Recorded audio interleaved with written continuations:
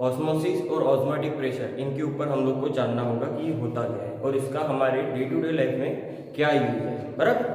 तो सबसे पहले इंपॉर्टेंट चीज़ क्या है कि आप लोग को मैंने लास्ट लेक्चर में न्यूमेरिकल्स कराए थे, वो सारे न्यूमेरिकल के लेक्चर्स आप लोग को देखने हैं जिसके ऊपर कोलिगेटिव प्रॉपर्टी डिपेंड करती है, ठीक। वो सारे क्वेश्चंस आप लोग प्रैक्टिस करोगे, उसके अलावा भी आप लोग को प्रीवियस ईयर के क्वेश्चंस भी प्रैक्टिस करने हैं, ये चीज़ का ध्यान में रखना, ठीक है। और आप लोग को कंटिन्यूअस चैप्टर की प्रैक्टिस होनी चाहिए, क्योंकि बाद में इशू ना आए और कोई प्रॉब्लम ना हो एग्जाम के टाइम पे कि भाई ये नहीं आया वो नहीं आया, ऐसा ना हो, ठीक है ना। तो आप लोग की स्टडी ऑलरेडी तैयार रहनी चाहिए, एग्जाम कभी भी रखिए तो भी आपको कॉन्फिडेंस होना चाहिए कि हम लोग पेपर दे सकते हैं। अभी आपके पास कोई भी वर्क नहीं है, देखा जाए तो गवर्नमेंट ने आप लोग का वर्क जो है वो वर्कलोड पूरी तरीके से जीरो कर दिया है, ठीक है ना। एग्जाम का आपको कोई ज़्यादा टेंशन दिया हुआ है, ना ही आप लोग को नीट जेई वगैरह का कोई ज़्यादा टेंशन दिया हुआ है, फिर भी आप लोग को प्रिपरेशंस करके रख देनी है, ठीक है ना। ये कोविड की वजह से क्या हो रहा है कि हर बच्चे का जो कॉन्फिडेंस है वो धीरे धीरे खत्म होती जा रहा है एजुकेशन सिस्टम से। पर एक चीज़ बता दो बेटा, आगे चल के अगर कुछ काम खुद के लिए करना हो या कुछ डेवलपमेंट करना हो तो एजुकेशन के बिना आप लोग नहीं कर सकते हो, ठीक है। तो उससे अच्छा बेटर है कि कुछ आप करो, एजुकेशन लो, प्रॉपर तरीके से स्टडी करो, कुछ आइडिया डेवलप करो कि हम लोग अभी इससे क्या बना सकते हैं, हमारा अपना एम्स क्या है, वो सारा चीज़ आप इसी से थ्रू डिसाइड करो, ठीक है ना। ये आप लोग का 12th ही है जहाँ पे आप लोग अपना एम डिसाइड कर सकते हो कि आपको किस फील्ड में आप लोग को जाना है जिससे आप लोग का प्रोग्रेस अच्छा हो, ठीक है। तो चलो टाइम ना वेस्ट करते हुए हम लोग स्टार्ट करते हैं हमारा topic osmosis and osmotic pressure, जिसको हम लोग लिखते हैं बाय। तो ये टॉपिक हम लोग को समझना है इसके अंदर। तो सबसे पहले इंपॉर्टेंट चीज क्या है बेटा कि यहाँ पे ऑस्मोसिस क्या होता है, ये चीज हमें समझनी है, और उसके बाद में ऑस्मोटिक प्रेशर। तो पहले हम लोग इसे समझेंगे, फिर दूसरा, फिर हम लोग इसको समझने वाले हैं, ठीक है। तो सबसे पहले बात करते हैं बेटा ऑस्मोसिस। तो ऑस्मोसिस जो होती है वो एक प्रोसेस है जहाँ पे आप लोग को क्या करना है, इम्प्योरिटी को प्योरिटी से क्या कर देना है, सेपरेट कर देना है, ठीक है। अब यहाँ पे मेन चीज क्या होती है ऑस्मोसिस में कि आप लोग क्या कर रहे हो, जैसे फ्लावर वगैरह होते हैं, तो फ्लावर में से हम लोग को अगर उसका कलर अलग करना है, कलर एक्सट्रैक्ट करना है, तो कलर एक्सट्रैक्ट करने के लिए भी हम लोग क्या करते हैं, ऑस्मोसिस प्रोसेस अप्लाई करते हैं। तो ऑस्मोसिस प्रोसेस में होता क्या है कि जो अपने ये होते हैं फ्लावर्स के ऊपर के जो कलर्स होते हैं पत्तियों के ऊपर, वो कलर को एक्सट्रैक्ट करने के लिए हम लोग क्या करते हैं, ऑस्मोसिस का इस्तेमाल करते हैं। और ऑस्मोसिस करने के लिए हमें एक खास मेम्ब्रेन्स की जरूरत होती है। किसकी जरूरत होती है, मेम्ब्रेन्स की जरूरत होती है, ताकि वो क्या करे, फ्लावर में से जो कलर है उसको वो एक्सट्रैक्ट कर सके। तो अलग अलग तरीके के मेम्ब्रेन्स है बेटा। तो यहाँ पे दोनों में, ऑस्मोसिस हो या ऑस्मोटिक प्रेशर हो, दोनों में आप लोग को एक मेम्ब्रेन्स की आपको सबसे ज्यादा जरूरत रहेगी। हमारे बॉडी में भी कई तरीके के मेम्ब्रेन्स हैं, ठीक है। उसके बाद में अगर आप देखोगे तो हमारे दो तरीके के हैं नेचर में, एक होता है वेजिटेबल मेम्ब्रेन्स और एक होता है एनिमल मेम्ब्रेन्स। तो वेजिटेबल और एनिमल मेम्ब्रेन्स जो होती है ये नथिंग बट उनके आउटर स्क्रीन जो होगी, जैसे हमारी ये आउटर स्क्रीन है, चमड़ी जो है वो हमारा क्या होगा, मेम्ब्रेन्स होगा, ठीक है। उसी के थ्रू हमारे क्या होते हैं, सेल्स के अंदर ऑक्सीजन पहुंचता है, उसी के थ्रू हम लोग क्या करते हैं, वाटर सर्कुलेशन करते हैं, सारा चीज जो होता है वो उसी के थ्रू जाता है, ठीक है। हमारा जो स्वेट निकलता है वो भी इसी के थ्रू निकलता है। तो ये स्क्रीन जो है, ये स्क्रीन ही आप लोग की क्या है, मेम्ब्रेन्स की तरह काम करती है, ठीक है ना।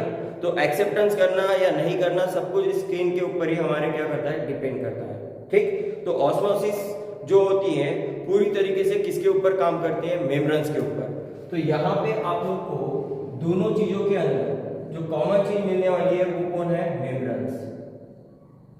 कौन है, मेम्ब्रेन्स।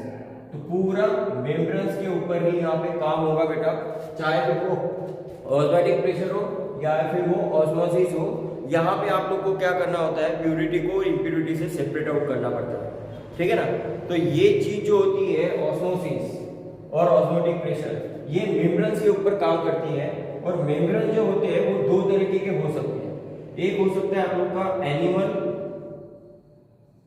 और एक हो सकता है वेजिटेबल, ठीक है। एक हो सकता है वेजिटेबल मेम्ब्रेन्स। तो ये दो तरीके के मेम्ब्रेन्स होते हैं हमारे पास, ठीक। अब यहाँ पे मेन चीज क्या हो रही है कि इन्होंने क्या बोला हुआ है कि जब हम लोग एनिमल और वेजिटेबल मेम्ब्रेन्स यूज करते हैं, ठीक है, एनिमल और वेजिटेबल मेम्ब्रेन्स, तो इनके अंदर हम लोग मेन चीज कैसी होती है कि इन दोनों के आउटर स्क्रीन का इस्तेमाल करते हैं। आउटर स्क्रीन का हम लोग क्या करते हैं, इस्तेमाल करते हैं। और वही आउटर स्क्रीन क्या होती है, इसकी मेम्ब्रेन्स होती है। क्या होती है, उसकी मेम्ब्रेन्स होती है, जो हम लोग को क्या करती है, इम्प्योरिटी को प्योरिटी से बचाती है, ठीक है, सेपरेट आउट करती है।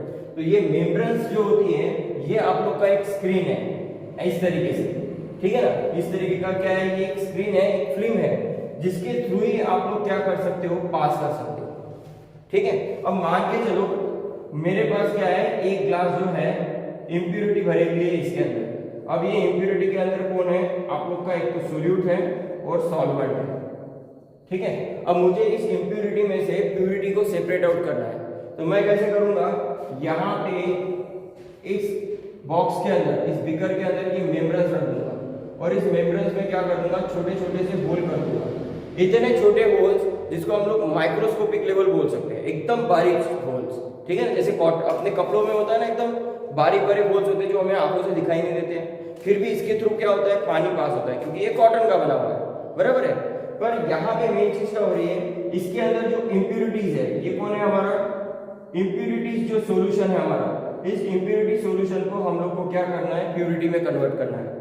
तो मैंने यहाँ पे ये सोल्यूशन रखा जो कि कैसा है, इम्प्योर है, और मैं क्या कर रहा हूँ, ये मेम्ब्रेन्स है, ये कौन है, मेरी मेम्ब्रेन्स है।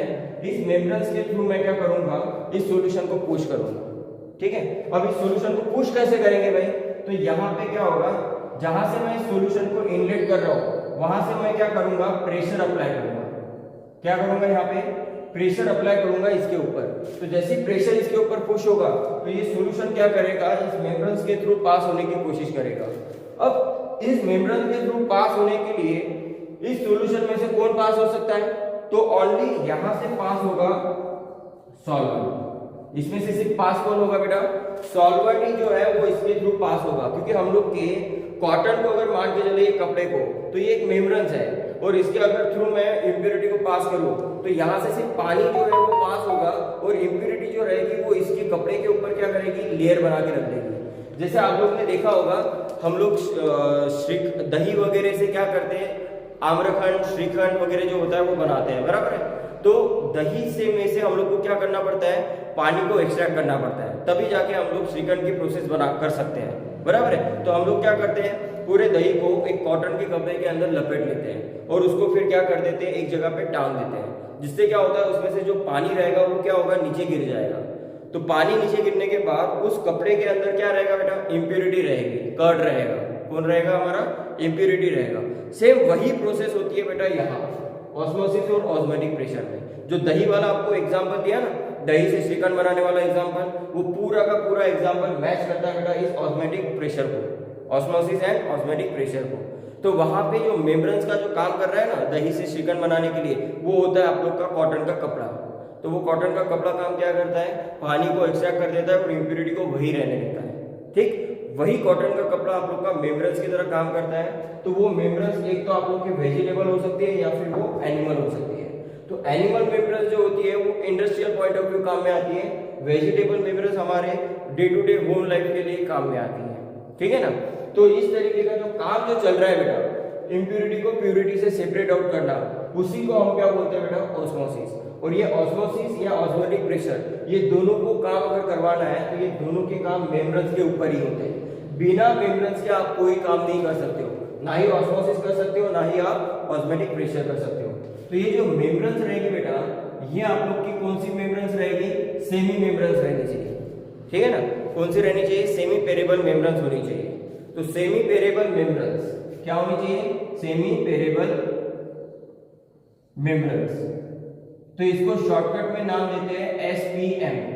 क्या नाम देते हैं इसको, SPM। तो ये होता है हमारा सेमी पेरेबल मेम्ब्रेन्स। क्या होता है, सेमी पेरेबल मेम्ब्रेन्स, जो यूज में आता है किसके लिए बेटा, ऑस्मोसिस या ऑस्मोटिक प्रेशर को प्रोसेस करने के लिए, ठीक। और ये मेम्ब्रेन्स आप लोग की वेजिटेबल और एनिमल मेम्ब्रेन्स भी हो सकती है। साथ में तीसरा होगा इसमें आर्टिफिशियल, साथ में इसके अंदर क्या होगा बेटा, आर्टिफिशियल मेम्ब्रेन्स भी होगा।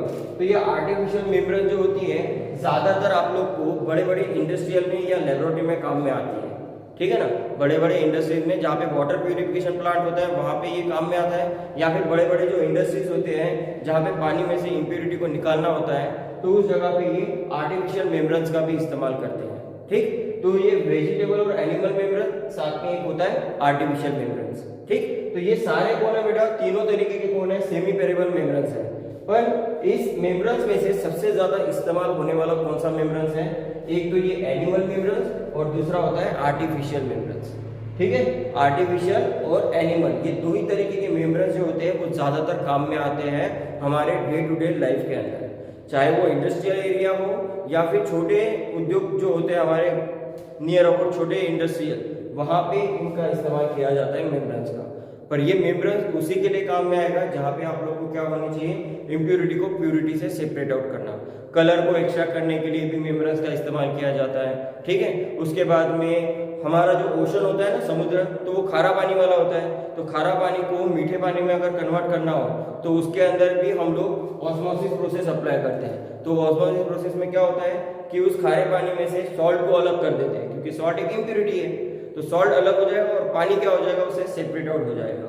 तो इस तरीके से हम लोग उसका क्या करते हैं, डीसैलिनेशन करते हैं। ओशन का क्या करते हैं, डीसैलिनेशन करके इम्प्योर वाटर को प्योर वाटर में क्या करते हैं, कन्वर्ट करते हैं। तो ये सारे एप्लीकेशन है हमारे किसके बेटा, ऑस्मोसिस के, ठीक है। और सभी ऑस्मोसिस में आपको एक कॉमन चीज मिलेगी, वो कौन है, मेम्ब्रेन्स।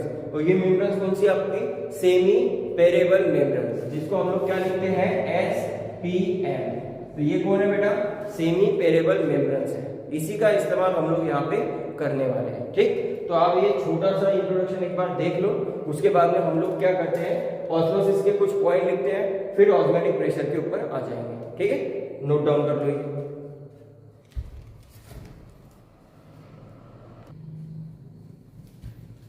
ठीक है। तो अभी हम लोग बात करते हैं बेटा, पहले ऑस्मोसिस के बारे में बात करने वाले हैं और उसके बाद में फिर ऑस्मोटिक प्रेशर के ऊपर बात करेंगे। हमारे लिए ये ज्यादा इंपॉर्टेंट है बेटा, ये तो एक थ्योरी है जो आप लोग को समझाने के लिए दी गई है, ठीक है। तो सबसे पहले इसके कुछ पॉइंट जो है वो हम लोग थ्योरेटिकली लिख लेते हैं। तो सबसे पहला पॉइंट क्या है, These are there are very natural phenomena,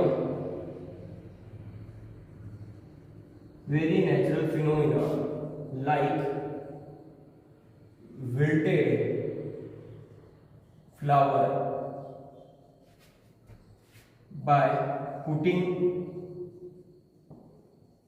into fresh water and blood cell rupture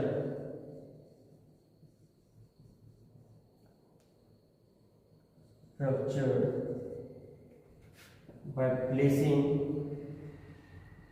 into brine solution.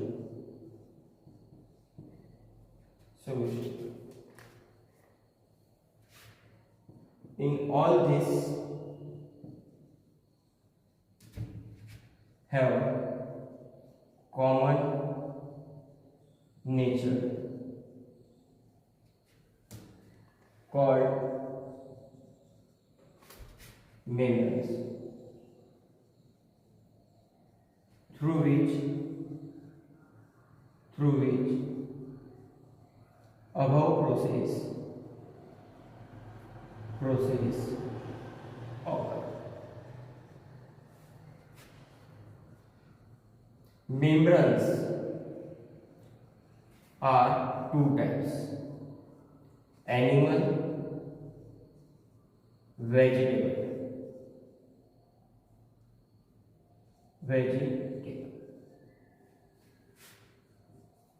Vegetables. In membranes have small porous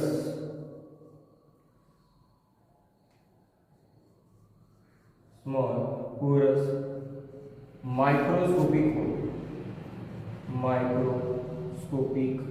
whole in which only solvent molecule, मतलब small molecule can pass। अब देखो बेटा, main चीज क्या हो रही है कि बहुत सारे नेचुरल फिनोमिनाज हैं जिसके अंदर हम लोग wilted flower by putting into the fresh water. तो वहां पे हम लोग क्या करना है कि हम लोग को अगर फ्लावर की स्मेल को एक्सट्रैक्ट करना हो या उसके कलर को एक्सट्रैक्ट करना हो तो इसको हम लोग क्या करते हैं, फ्रेश वाटर के अंदर पुट करते हैं। साथ में ब्लड सेल जो होते हैं वो रप्चर क्यों हो जाते हैं अगर हम लोग उसको किसके अंदर रखेंगे, ब्राइन सॉल्यूशन के अंदर। तो ये ब्राइन सॉल्यूशन आप लोग का कौन है, नमक वाला NaCl सॉल्यूशन। तो उसके अंदर अगर आप रखते हो तो वहां पे क्या हो जाएगा, ब्लड सेल क्या हो जाएगी, रप्चर हो जाएगी। अब यहाँ पे मेन चीज क्या हो रही है, ये रप्चर एक तो स्वेलिंग या फिर उसको ब्रेस्ट हो जाना, ये दो तरीके के इसके अंदर ब्लड सेल में हो सकते हैं, ठीक है। पर ये दोनों जो फिनोमिना आपको चल रहे हैं, एक ब्लड सेल रप्चर होना और एक विल्टेड फ्लावर का होना, ये दोनों प्रोसेस किसके ऊपर काम कर रही है बेटा, कॉमन नेचर के ऊपर, जो कि है मेम्ब्रेन्स। मेम्ब्रेन्स के बिना ये दोनों चीजें पॉसिबल नहीं है। तो यहाँ पे जिसके अंदर भी इसको पुट किया जा रहा है वो थ्रू क्या किया जा रहा है, मेम्ब्रेन्स के थ्रू ही रखा जा रहा है। तो यहाँ पे जो मेम्ब्रेन्स है वो दो तरीके के प्रोसेस से किया जा सकता है, एक तो आप एनिमल मेम्ब्रेन्स के थ्रू करो या फिर वो वेजिटेबल मेम्ब्रेन्स के थ्रू करो, ठीक। तो एनिमल और वेजिटेबल मेम्ब्रेन्स के अंदर ये जो मेम्ब्रेन्स है इसमें होता क्या है, तो मेम्ब्रेन्स के अंदर क्या होते हैं, स्मॉल पोरस माइक्रोस्कोपिक होल्स होते हैं। इसके अंदर क्या होता है, एक स्मॉल पोरस माइक्रोस्कोपिक होल्स होते हैं इस तरीके से, ठीक है। इस तरीके के एकदम छोटे छोटे छोटे जो होते हैं माइक्रोस्कोपिक होल्स होते हैं, ये वाले क्या होते हैं, स्मॉल होल्स। तो ये जो स्मॉल होल है बेटा ये कौन है, आप लोग के माइक्रोस्कोपिक होल्स हैं जिसके थ्रू ओनली सॉल्वेंट मॉलिक्यूल क्या हो सकते हैं, पास हो सकते हैं। क्योंकि पानी की जो साइज होती है वो काफी छोटी होती है, ठीक है ना। तो पानी की साइज छोटी होने की वजह से वो इन स्मॉल होल से क्या हो जाती है, माइक्रोस्कोपिक होल से पास हो जाती है, ठीक है। तो उसकी वजह से क्या होगा कि यहाँ पे अगर कोई इम्प्योरिटी मौजूद है तो उस इम्प्योरिटी में से सोल्यूट जो रहेगा वो यहीं पे रहेगा, क्योंकि सोल्यूट जो है वो बिग साइज में है। सोल्यूट जो होता है वो बिग साइज में होता है। तो जैसे ही मैं इम्प्योरिटी को इसके पास करूंगा तो इम्प्योरिटी से पास हो, इस मेम्ब्रेन्स के थ्रू पास होने के बाद यहाँ पे क्या रहेगा, इस साइड में सिर्फ सोल्यूट मॉलिक्यूल ही रहेंगे और इस साइड में क्या हो जाएगा, प्योर सॉल्वेंट क्या होगा, सेपरेट हो जाएगा। यहाँ पे क्या होगा, प्योर सॉल्वेंट क्या हो जाएगा, सेपरेट हो जाएगा। तो ये जो मेम्ब्रेन्स होती है, इस मेम्ब्रेन्स के होल आप लोगों को बहुत छोटे रखने होते हैं ताकि उसमें से सिर्फ प्यूरिटी को आप पास कर सको, इम्प्योरिटी को क्या रखोगे, एज इट इज बाहर ही रखोगे। तो हमारी जो कपड़े की लेयर होती है ना, उस कपड़े के लेयर के ऊपर से हम लोग अगर इम्प्योरिटी को डालें, मट्टी वाला जो सोल्यूशन होता है अगर उसको डालें तो यहाँ पे क्या होगा कि मट्टी का गाढ़ा लेयर जो होगा इस कपड़े के ऊपर आके चिपक जाएगा, ठीक है ना। और इसके नीचे से क्या निकल जाएगा, पानी जो है वो एक्सट्रैक्ट हो जाएगा। तो इस तरीके की जो मेम्ब्रेन्स है वो आप लोग की एक तो एनिमल हो सकती है या फिर वो वेजिटेबल मेम्ब्रेन्स हो सकती है, ठीक है। हम लोग क्या करते हैं, पानी को प्यूरिफाई करने के लिए चारकोल का इस्तेमाल करते हैं। तो चारकोल क्या करता है, इम्प्योरिटी को प्यूरिटी से सेपरेट आउट करने के लिए मदद करता है, ठीक है। तो ये हम लोग प्यूरिफिकेशन ऑफ वाटर वगैरह की चीजों में आप लोग देखते हो, जिसके घर पे एक्वा वगैरह, एक्वागार्ड वगैरह होगा जहाँ पे आप लोग को फिल्टर पानी मिलता है, तो उसके अंदर आप लोग को 3 तरीके के ट्यूब मिलेंगे जो फिल्ट्रेशन का ही काम करते हैं, TDS को कम करना, इम्प्योरिटी को प्यूरिटी से सेपरेट करना, ठीक है। ये सारे काम जो होते हैं उसी के अंदर किए जाते हैं। तो वो जो भी वो प्रोसेस कर रहा है ना, वो सारा किसके थ्रू कर रहा है बेटा, मेम्ब्रेन्स के थ्रू ही कर रहा है। अब वो मेम्ब्रेन्स एक तो आर्टिफिशियल हो सकती है आप लोग की, या फिर वो एनिमल या फिर वेजिटेबल मेम्ब्रेन्स। पर आपका जो घर पे जो एक्वागार्ड होता है जहाँ पे आपको फ्रेश वाटर मिलता है, उसके अंदर जो मेम्ब्रेन्स होती है ना बेटा, वो 3rd टाइप की होती है जिसको हम बोलते हैं आर्टिफिशियल मेम्ब्रेन्स। क्या बोलते हैं उसको, आर्टिफिशियल मेम्ब्रेन्स बोलते हैं, जो काम में लेती है। और उस आर्टिफिशियल मेम्ब्रेन्स में क्या होते हैं, छोटे छोटे से स्मॉल पोरस होल होते हैं जिसके अंदर से सिर्फ सॉल्वेंट मॉलिक्यूल क्या होता है, पास होता है, और जो इम्प्योरिटी रहती है वो उसके बाहर के लेयर में क्या हो जाती है, रह जाती है। तो आप कभी देखना जब हमारे घर पे एक्वागार्ड वाला कोई आदमी आता है वो रॉड को निकालने के लिए, तो उसके अंदर का आप जरा चेक करना, आप लोग को क्या मिलेगा, उसके आउटर लेयर पे, मेम्ब्रेन्स के आउटर लेयर पे आपको एक इम्प्योरिटी नजर आएगी। तो वो इम्प्योरिटी नथिंग बट क्या है, पानी के अंदर रहने वाले सारे जो इम्प्योर सब्सटेंस है वो है, ठीक है, जिसको हम लोग क्या कर रहे हैं, मेम्ब्रेन्स के थ्रू क्या कर रहे हैं, सेपरेट आउट कर रहे हैं, और फिल्टर वाटर हमारे बॉडी में क्या हो रहा है, सीधा पास हो रहा है। ठीक, तो ये सारे जो होते हैं ये मेम्ब्रेन्स के काम होते हैं। तो मेम्ब्रेन्स आप लोग का कैसा होना चाहिए बेटा, एक तो एनिमल, वेजिटेबल या फिर आर्टिफिशियल मेम्ब्रेन्स होना चाहिए, पर ज्यादातर सेटिस्फाइड कौन है बेटा, आर्टिफिशियल मेम्ब्रेन्स से। ठीक, उसके बाद में ये जो मेम्ब्रेन्स है इनके अंदर क्या होते हैं, छोटे छोटे से होल होते हैं, जिस स्मॉल होल से क्या होता है, सिर्फ प्यूरिटी पास हो पाती है, छोटे साइज वाले मॉलिक्यूल ही क्या हो सकते हैं, पास हो सकते हैं, बड़े वाले मॉलिक्यूल उसके पास नहीं हो सकते हैं। ठीक है, तो ये सारा जो चीज है ना, ये मेम्ब्रेन्स का ही खेल है बेटा। ठीक है, तो ये दोनों जो प्रोसेस हो रही है ना, ये दोनों प्रोसेस किसकी बेस पे हो रही है, मेम्ब्रेन्स के थ्रू ही हो रही है। अगर ये मेम्ब्रेन्स नहीं होता ना, तो ये दोनों की दोनों चीजें पॉसिबल ही नहीं हो पाती करती। ठीक है, तो ये आप इतना पॉइंट जो है वो मेंशन कर दो।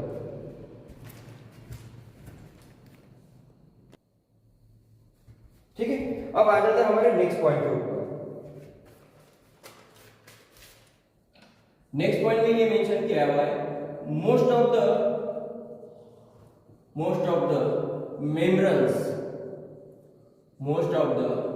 membranes are used in laboratory. Most of the membranes are used in a laboratory are artificial membranes like, जैसे इसका नाम दिया हुआ है जेलेटिनस प्रेसिपिटेट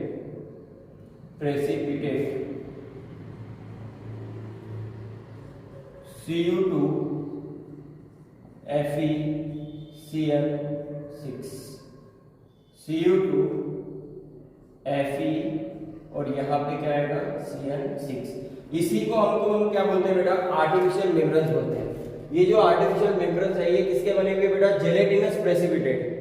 ठीक है, जेलेटिनस प्रेसिपिटेट कॉपर फेरोसाइनाइड, इसका नाम क्या है बेटा, कॉपर फेरोसाइनाइड नाम है। तो ये भी क्या है, एक जेलेटिनस प्रेसिपिटेट मेम्ब्रेन्स है बेटा, कॉपर फेरोसाइनाइड, जिसको हम लोग ज्यादातर क्या करते हैं, आर्टिफिशियल मेम्ब्रेन्स के इस्तेमाल में लेते हैं। जो कहाँ पे, लैब के अंदर, जो भी बड़ी बड़ी प्रोसेस अगर करनी है इंडस्ट्रियल में, तो वहां पे प्रेशर जो होता है वो काफी हाई होता है। तो हाई प्रेशर पे सस्टेन करने के लिए हमें मेम्ब्रेन भी वैसी ही चाहिए। तो वो मेम्ब्रेन जो रहेगी वो आर्टिफिशियल रहेगी, जो किसकी बनी हुई रहेगी, जेलेटिनस प्रेसिपिटेट की, कॉपर फेरोसाइनाइड की। तो ये कॉपर फेरोसाइनाइड की मेम्ब्रेन जो होती है मोस्ट ऑफ द यूज होती है किसके अंदर बेटा, लेबोरेटरीज में। ठीक, तो ये एक पॉइंट हो गया हमारा। यहाँ पे अभी नेक्स्ट जो है हमारा वो है टाइप्स ऑफ मेम्ब्रेन्स।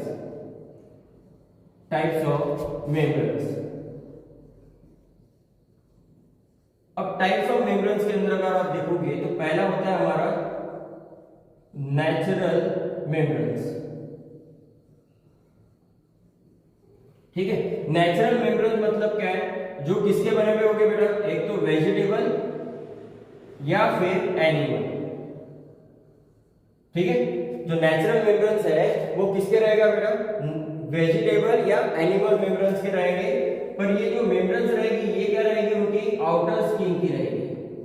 वो मेंबर कौन सी होगी, मेम्ब्रेन्स आउटर स्किन का जो लेवल है किसका, वेजिटेबल का और एनिमल का, जो आउटर स्किन होती है वही उसका क्या होगा बेटा, मेम्ब्रेन्स रहेगा। तो ये एक हो गया नेचुरल मेम्ब्रेन्स। एक होता है हमारे लिए आर्टिफिशियल मेम्ब्रेन्स। तो आर्टिफिशियल मेम्ब्रेन्स के अंदर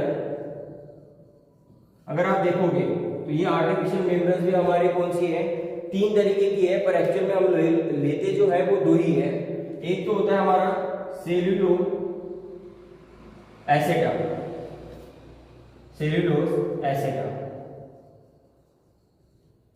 तो सेल्यूलोज एसेटा जो होता है ये हमारे लिए काम में आएगा बेटा, किसके लिए, रिवर्स ऑस्मोसिस।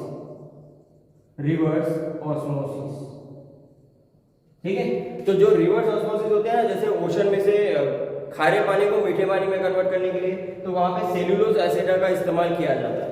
फिर दूसरा होता है हमारे पास Cu2FeCN6। तो ये कौन है बेटा, gelatinous precipitate copper ferrocyanide membranes है। ठीक है, ये भी कौन है, हमारे कॉपर फेरोसाइनाइड मेम्ब्रेन्स है, जो लैब के अंदर यूज में आती है। ये कहां में आती है, हमारे लेबोरेटरीज।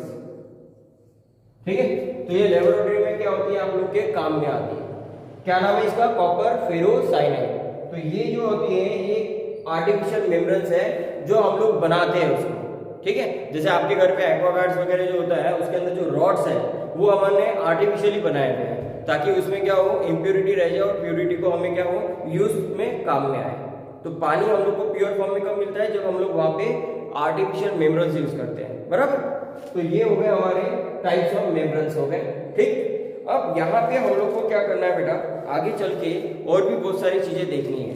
तो यहाँ पे जैसे वेजिटेबल और एनिमल मेम्ब्रेन्स बताया, तो एनिमल मेम्ब्रेन्स जो है उसका एग्जाम्पल है बेटा पिग ब्लैडर, पिग ब्लैडर्स। तो ये जो पिग ब्लैडर्स है ये एग्जाम्पल है बेटा एनिमल मेम्ब्रेन्स का। एनिमल मेम्ब्रेन्स का एग्जाम्पल कौन है? Pig bladders. तो ये पिग ब्लैडर जो है ये एनिमल मेम्ब्रेन्स का क्या है? एग्जाम्पल है। और ये जो मेम्ब्रेन्स होती है वेजिटेबल और एनिमल की, ये कहाँ होती है बेटा? उनकी आउटर स्किन होती है। जो आउटर स्किन होती है वही उनकी क्या होती है? मेम्ब्रेन्स होती है, ठीक। तो ये नोट डाउन कर लो आप।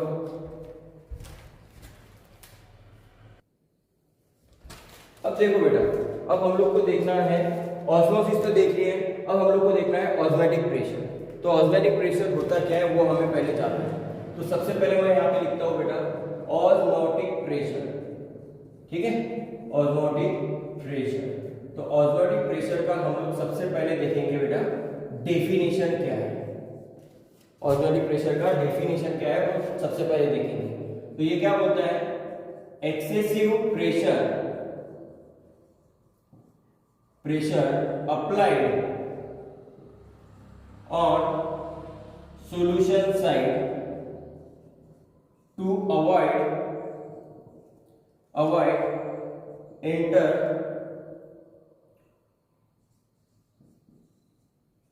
of pure solvent into it through semi permeable membranes, semi permeable membranes, semi permeable membranes। ये जो है बेटा इसको हम लोग शॉर्ट में लिखते हैं SPM, सेमी पेरेबल मेम्ब्रेन्स। तो डेफिनेशन क्या है बेटा कि excessive pressure applied on solution side to avoid the enter of pure solvent into it. मतलब प्योर सॉल्वेंट को उसके अंदर मिक्स होने से रोकने के लिए हम लोग क्या कर रहे हैं, वहां पे एक्सेसिव प्रेशर अप्लाई कर रहे हैं। कौन से साइड में बेटा? सॉल्यूशन साइड में हम लोग क्या कर रहे हैं? एक्सेसिव प्रेशर अप्लाई कर रहे हैं। किसके लिए? ताकि प्योर सॉल्वेंट सॉल्यूशन के अंदर मिक्स ना हो उसके लिए, ठीक। उसी को हम लोग क्या बोलते हैं बेटा? Osmotic pressure. अब ये ऑस्मोटिक प्रेशर के अंदर जो सॉल्वेंट मॉलिक्यूल है प्योर सॉल्वेंट वो सॉल्यूशन के अंदर कब मिक्स होगा और किसके थ्रू मिक्स होगा? तो ये सेमी पेरेबल मेम्ब्रेन्स के थ्रू वो मिक्स होगा। पर हम लोग क्या कर रहे हैं? उस प्योर सॉल्वेंट को सॉल्यूशन में जाने से रोक रहे हैं। किसके through? Applying the excessive pressure on solution side. जो एक्सेसिव प्रेशर हम लोग सॉल्यूशन साइड में अप्लाई कर रहे हैं उसी को हम क्या बोलते हैं बेटा? Osmotic pressure. तो अभी ये एक्सेसिव प्रेशर जो है बेटा, ठीक है, यहां पे आप देखो ये जो एक्सेसिव प्रेशर जो है, एक्सेसिव प्रेशर जो है हमारा, ठीक है ना, तो एक्सेसिव प्रेशर नथिंग करता हमारे लिए कौन होगा बेटा? Hydrostatic pressure, hydrostatic pressure. ये हमारे लिए कौन होगा बेटा? हाइड्रोस्टैटिक प्रेशर है जो हम लोग क्या कर रहे हैं? अप्लाई कर रहे हैं। किसके साइड में बेटा? सॉल्यूशन साइड में। अब ये कैसे होता है वो देख लेते हैं, ठीक है। अब यहाँ पे मेन चीज क्या हो रहा है, मैं डायग्राम बना के आपको दिखा रहा हूं, ठीक है। एक बड़ा सा बीकर है, एक कलर वाला पेन ले लेते हैं। यहां पे मैंने क्या किया हुआ है, ये मेम्ब्रेन्स ड्रॉ की हुई है। रेड लाइन मतलब ये मेम्ब्रेन्स है बेटा, ठीक है। और यहाँ पे क्या है? छोटे छोटे से यहाँ पे मैंने डॉटेड लाइन में क्या बना रहा हूँ? होल्स बना रहा हूँ एकदम बारीक बारीक, ठीक है। ये छोटे छोटे से जो है ना ये पोरस होल है। ये डॉटेड लाइन किसको इंडिकेट कर रही है बेटा? Porous hole, small porous hole, ठीक है। ये कौन है? हमारे स्मॉल पोरस होल है, ठीक। और ये जो है ये कौन है आप लोग का SPM है।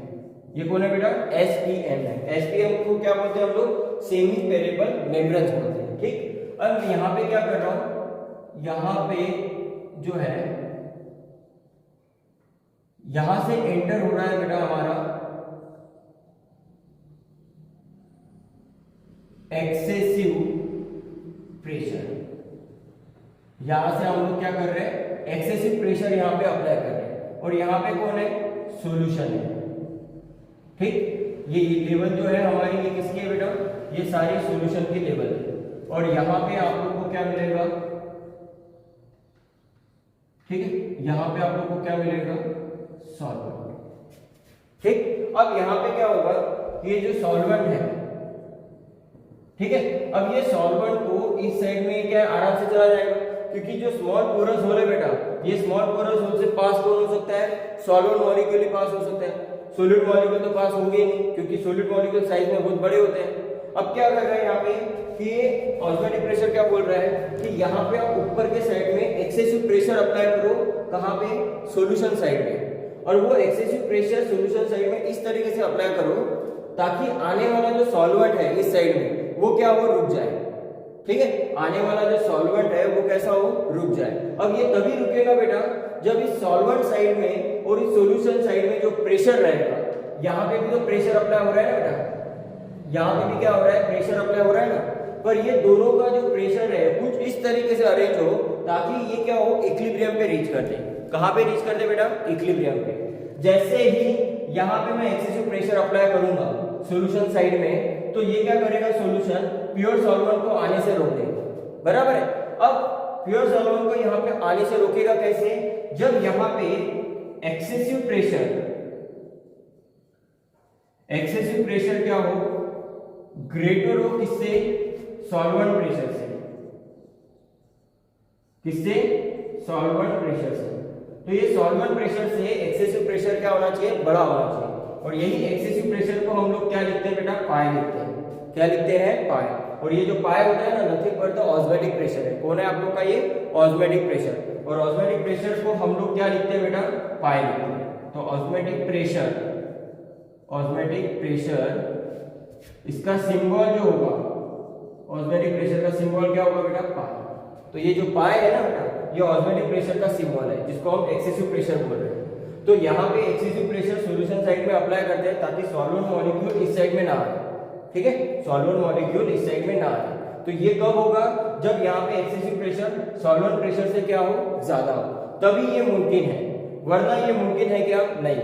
अगर इसका प्रेशर रिड्यूस हो गया तो सॉल्वेंट इधर आना स्टार्ट कर देगा, और अगर इसका प्रेशर बढ़ गया तो सॉल्वेंट मॉलिक्यूल यहाँ पे आने से क्या होगा, बच जाएगा। अब ये प्रोसेस कब तक के चलेगी बेटा, जब तक के यहाँ पे इक्विलिब्रियम पार्ट रीच ना हो। जैसे इक्विलिब्रियम पार्ट आ जाएगा, वहां पे ये दोनों का जो लेवल है प्रेशर का, वो क्या हो जाएगा, एक जैसा हो जाएगा। ठीक है ना, उसके बाद में यहाँ पे ऑस्मोसिस प्रोसेस क्या हो जाएगी, स्टॉप हो जाएगी। ऑस्मोसिस प्रोसेस क्या हो जाएगी, यहाँ पे रुक जाएगी, स्टॉप हो जाएगी। ठीक है, तो इसी को हम क्या बोलते हैं बेटा, ऑस्मोटिक प्रेशर। इसी को हम क्या बोलते हैं, ऑस्मोटिक प्रेशर बोलते हैं। और यही ऑस्मोटिक प्रेशर में जो मेम्ब्रेन्स का काम कर रही है, ये मेम्ब्रेन्स आप लोग का एनिमल, वेजिटेबल और आर्टिफिशियल, तीनों मेम्ब्रेन में से कोई भी एक हो सकता है। ठीक है, तो ये चीज आप लोग को ध्यान में रखनी है। ठीक, तो ऑस्मोटिक प्रेशर को हम लोग सिंबल में क्या लिखते हैं बेटा, पाई। और ऑस्मोटिक प्रेशर को किसको बोलते हैं हम लोग, एक्सेसिव प्रेशर को ही हम लोग क्या लिखते हैं बेटा, ऑस्मोटिक प्रेशर लिखते हैं। ठीक है, तो ये मेंशन कर लो आप लोग इतना डेफिनेशन, फिर उसके बाद में पॉइंट पढ़ते हैं। अब देखो बेटा, अब हमारा क्या है कि भाई ऑस्मोसिस प्रोसेस इसके अंदर हो कैसे रही है। ठीक है ना, तो यहाँ पे मेंशन किया जाता है बेटा पॉइंट में। पहले तो हम लोग ने डेफिनेशन देख लिया था, अब हम लोग इसके क्या मेंशन कर रहे हैं, पॉइंट्स, कि किस तरीके से प्रोसेस होती है। तो यहाँ पे देखो बेटा, the solvent molecule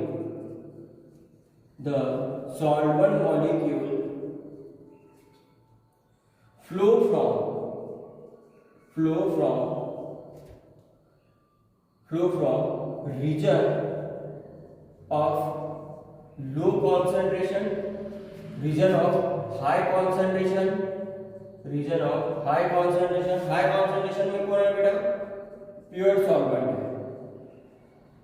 reason of high concentration में मतलब pure solvent to region of low concentration, region of low concentration, जिसके अंदर कौन है बेटा, सॉल्यूशन है।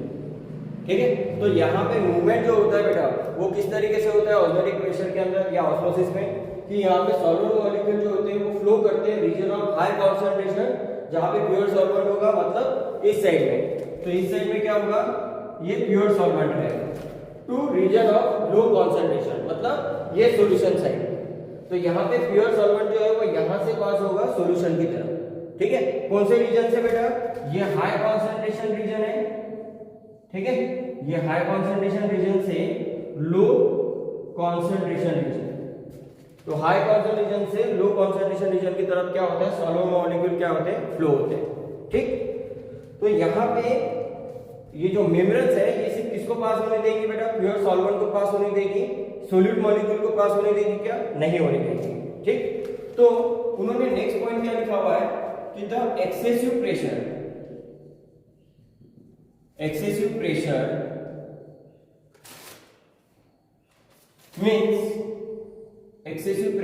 means hydrostatic pressure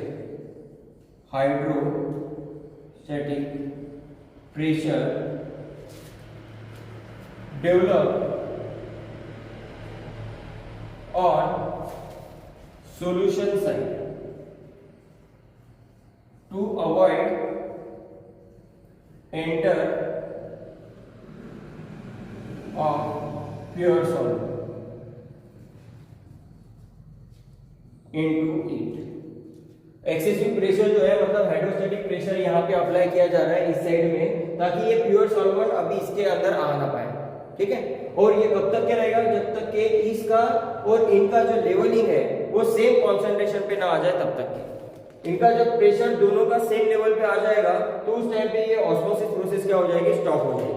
ठीक है, उस टाइम पे ये ऑस्मोसिस प्रोसेस क्या हो जाएगी, स्टॉप कर दिया जाएगा। अब यहाँ पे मेन चीज क्या हो रही है बेटा कि ये सिर्फ प्योर सॉल्वेंट और सॉल्यूशन के लिए है क्या ऑस्मोसिस, ये सिर्फ प्योर सॉल्वेंट या सॉल्यूशन के लिए है क्या, सेपरेट आउट करने के लिए तो नहीं है।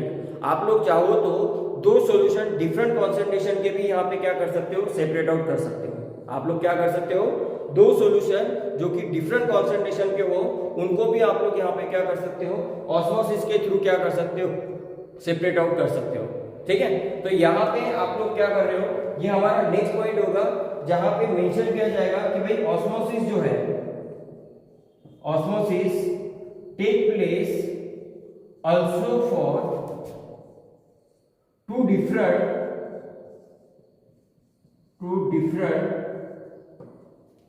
concentrated solution which separate through semi permeable methods. हम लोग चाहे तो दो सॉल्यूशन जिनका कॉन्सेंट्रेशन क्या है, डिफरेंट है, उससे भी हम लोग क्या कर सकते हैं, ऑस्मोसिस प्रोसेस टेक प्लेस कर सकते हैं। ठीक है ना, तो दो सॉल्यूशन जिनका कॉन्सेंट्रेशन डिफरेंट है, अगर उनको भी हमें ऑस्मोसिस के थ्रू अगर सेपरेट आउट करना है तो हम लोग उसको भी कर सकते हैं। ठीक है, और यहाँ पे भी वही चीज रहेगा बेटा, जिस सॉल्यूशन के अंदर सोल्यूट का कॉन्सेंट्रेशन कम रहेगा उस डायरेक्शन से क्या होगा, उसका फ्लो होना स्टार्ट होगा, और वो कहा जाएगा जिस जगह पे सोल्यूट का कॉन्सेंट्रेशन क्या हो, हाई हो। तो इसी को हम क्या बोलते हैं बेटा, ऑस्मोसिस प्रोसेस है। तो ये ऑस्मोसिस प्रोसेस प्योर सॉल्वेंट और सॉल्यूशन के लिए भी है और टू डिफरेंट कॉन्सेंट्रेटेड सॉल्यूशन के लिए भी एप्लीकेबल है। दोनों के लिए हम लोग इसको यूज में ले सकते हैं। ठीक है, तो ये हमारा क्या हो गया बेटा, ऑस्मोसिस प्रोसेस हो गया। ठीक है, यहाँ पे हम लोग ने ऑस्मोटिक प्रेशर का जो भी स्टेप है वो पूरा हम लोग ने इसके अंदर देख लिया है। साथ साथ में हम लोग ने ऑस्मोटिक प्रेशर का डेफिनेशन क्या है वो भी चीज हम लोग ने यहाँ पे देख ली है। ठीक, अभी हम लोग को क्या करना है, want of factor for dilute solution. ठीक है ना, वांट ऑफ फैक्टर का इस्तेमाल करते हुए हमें यहाँ पे क्या करना है, एक फॉर्मूला जनरेट करना है जिससे हम लोग क्या कर सकते हैं कि मॉलिक्यूलर मास जो है सोल्यूट का वो हम लोग यहाँ पे क्या कर सकते हैं, निकाल सकते हैं। ठीक है ना, तो मॉलिक्यूलर मास ऑफ सोल्यूट अगर हम लोग को निकालना है तो हमें वांट ऑफ फैक्टर का जो है एक इंपॉर्टेंट पैरामीटर है जो हमें डिसाइड करता है कि किस तरीके से आप लोग सोल्यूट का मॉलिक्यूलर मास निकाल सको। तो हमें क्या करना पड़ेगा, यहाँ पे एक फॉर्मूला जनरेट करना पड़ेगा। ठीक, तो फॉर्मूला जनरेट करने के पहले आपको मैं बता दूं कि जो पूरी जो ऑस्मोसिस प्रोसेस है, ये पूरी जो ऑस्मोटिक प्रेशर की जो प्रोसेस आप लोगों ने देखी है, ये डिपेंड किसके ऊपर करती है। तो यहाँ पे लिखा जाता है कि भाई osmotic pressure are depend on concentration, ठीक है ना, कॉन्सेंट्रेशन ऑफ सॉल्यूशन। किसके ऊपर डिपेंड करती है बेटा? Concentration of solution. तो कॉन्सेंट्रेशन ऑफ सॉल्यूशन के ऊपर ऑस्मोटिक प्रेशर जो होती है वो डिपेंड की जाती है। तो ये हमारे लिए सबसे स्टार्ट पॉइंट होगा बेटा इसके अंदर, ठीक है। तो यहाँ पे सिंपल सा मेंशन किया जाता है कि यहाँ पे अगर ऑस्मोटिक प्रेशर बढ़ रहा है तो इसका मतलब क्या बढ़ रहा है बेटा? कॉन्सेंट्रेशन यहाँ पे क्या हो रहा है? बढ़ रहा है। तो कॉन्सेंट्रेशन अगर बढ़ेगा तो ऑस्मोटिक प्रेशर भी यहाँ पे क्या होगा? राइज होगा। तो larger the concentration of solution, larger the osmotic pressure, larger the concentration of solution will larger the osmotic pressure, ऐसा बोला जाता है, ठीक है। तो एक चीज ध्यान में रखना कि ऑस्मोटिक प्रेशर जो है या ऑस्मोसिस प्रोसेस जो होती है वो लार्जली किसके ऊपर डिपेंड करती है? कॉन्सेंट्रेशन ऑफ सॉल्यूशन के ऊपर। जितना ज्यादा कॉन्सेंट्रेशन सॉल्यूशन का रहेगा उतना उसका ऑस्मोटिक प्रेशर भी क्या रहेगा बेटा? ज्यादा रहेगा, ठीक है। ये नोट डाउन कर लो इतना, फिर हम लोग फॉर्मूला जनरेट करते हैं,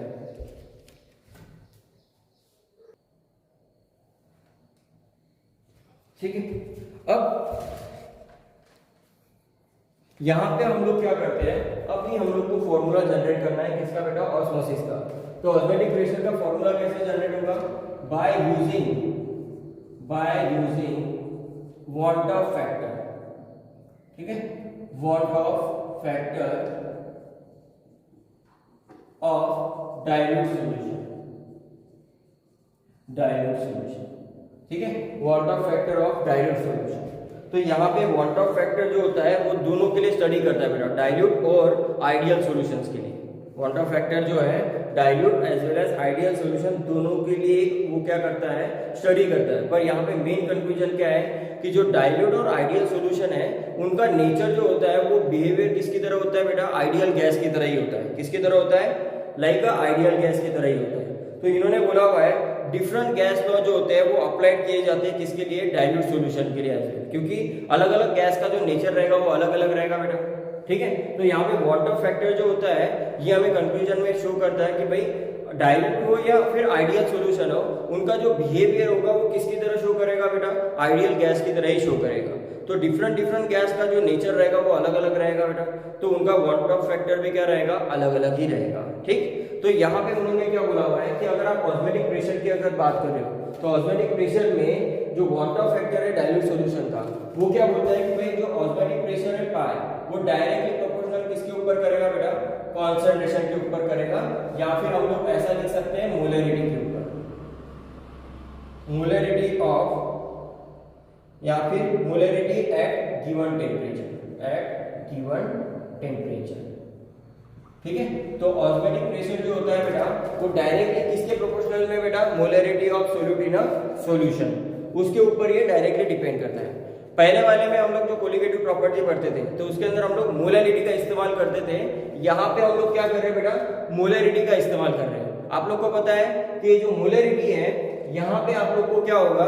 वॉल्यूम डिपेंडेंट फैक्टर है, और जहाँ पे वॉल्यूम डिपेंडेंट फैक्टर है वो कौन सा होगा? हमारा टेम्परेचर डिपेंडेंट फैक्टर होगा।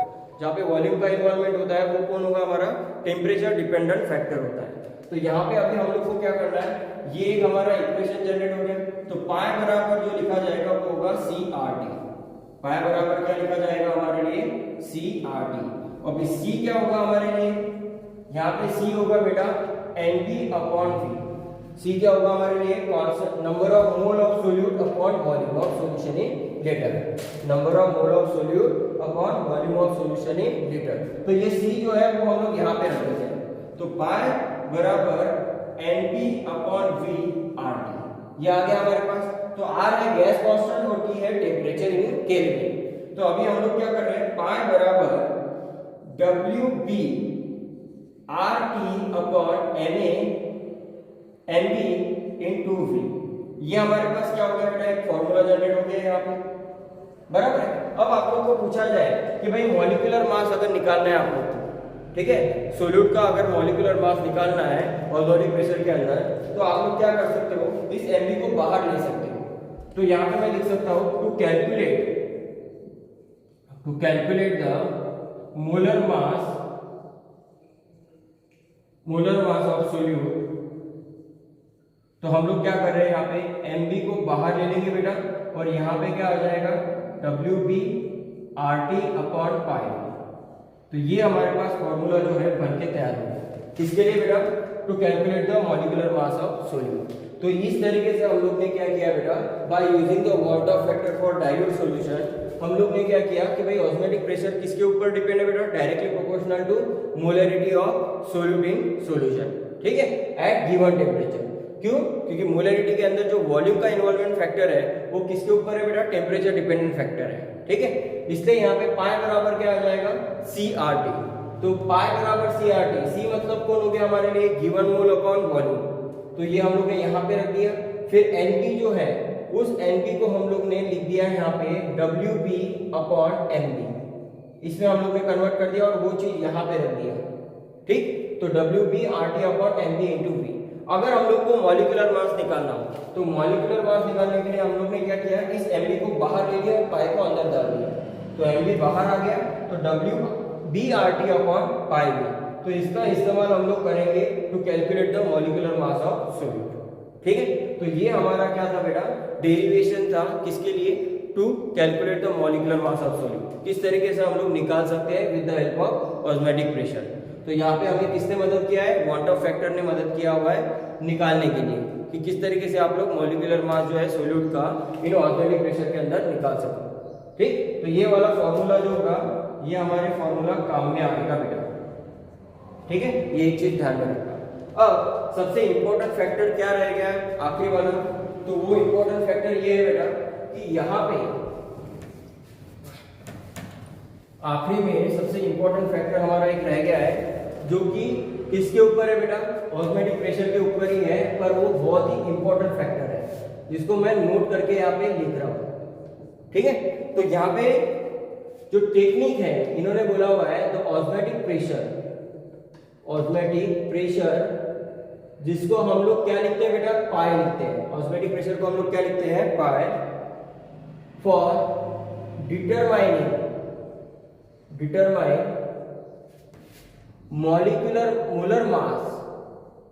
Molar mass of solute is particularly useful for biomolecules. ये किसके लिए यूजफुल रहेगा बेटा? बायोमोलिक्यूल। किसके लिए यूजफुल रहेगा बेटा? बायोमोलिक्यूल्स। बिकॉज क्या रीजन है बायोमोलिक्यूल के लिए? क्यों? Because they are unstable at high temperature. वो एक तो कैसे होते हैं बेटा? बायोमोलिक्यूल जो होते हैं वो अनस्टेबल होते हैं at high temperature and polymer. और जो पॉलीमर प्रोडक्ट होते हैं बेटा, ठीक है, पॉलीमर हैव पुअर सोलिबिलिटी।